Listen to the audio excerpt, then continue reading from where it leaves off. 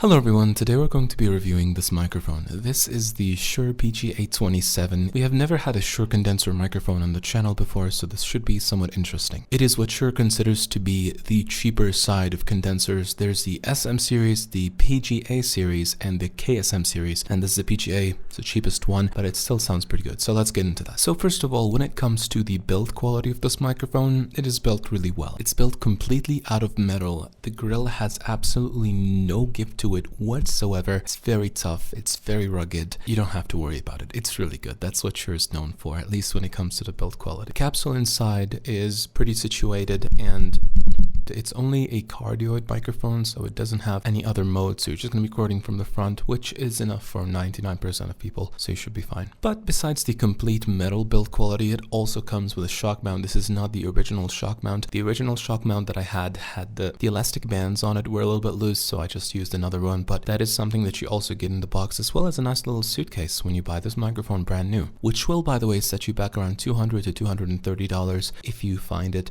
I haven't managed to find many of these being sold brand new, at least not on Amazon or other official sources. Now, when it comes to the specifications of this microphone goes from 20 Hz to 20 kHz, as is most condensers. It is somewhat flat up until the mid to high frequencies, which you will find a fairly nice boost on the top that does make this sound a little bit too bright for some use cases, and I do find it to be a little too bright and a little bit piercing on some applications, but otherwise it is very usable. It is of course a large diaphragm condenser, which means it's going to capture a lot of background noise and a lot of room noise. So if you're going to be using it for voiceovers or for singing, you either got to be pretty up close, which you will have to deal with plenty of proximity effect, which, by the way, the proximity effect does do very well with this mic, because generally speaking it is a little bright and a little piercing on the top end, so getting pretty up close gives it a nice balance in the low end in the body of the microphone. So it's pretty good. That said, you either have to get pretty up close, deal with a proximity effect, or start to isolate and insulate your place so you can deal with a better sound. So when it comes to the sound quality of this microphone, it is in fact very decent, and it is usable for most applications. I've tried this for singing, and I noticed that the top detail that it gives me is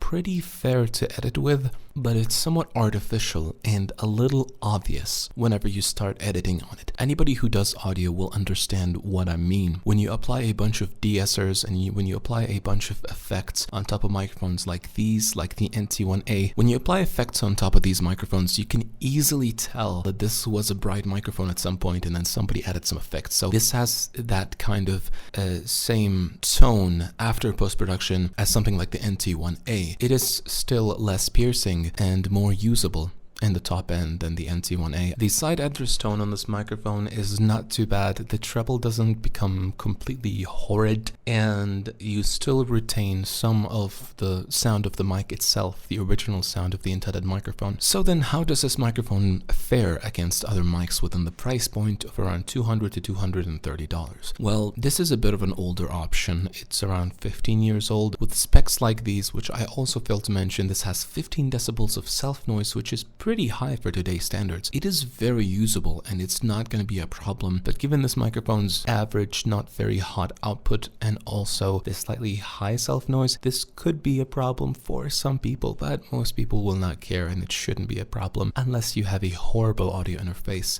like a really low quality one and one with really high preamp noise. Otherwise, this shouldn't be a problem. That said, the way this microphone fares against other microphones is, I think it's decent. I don't think it completely beats microphones like the NT1, because when it comes to the body of the microphone, the lower end and the tone, those microphones, the NT1, the LCT440 Pure, those microphones have more character and retain more of your voice, especially for applications that need as much body as possible, like voiceovers. This wouldn't be my first pick. I would choose something with a little bit more low end that I can rely on. But if I'm looking for those crispy, topsy highs, especially if you're one of those weirdos who does ASMR, God, I hope that sentence doesn't age horribly, then this should be a pretty good option for you. I also didn't mention that this mic has a high pass filter for whatever reason. I mean, it already doesn't have a ton of bass on the bottom. I don't know why they would add a high pass filter. And also it has a switch pad, which,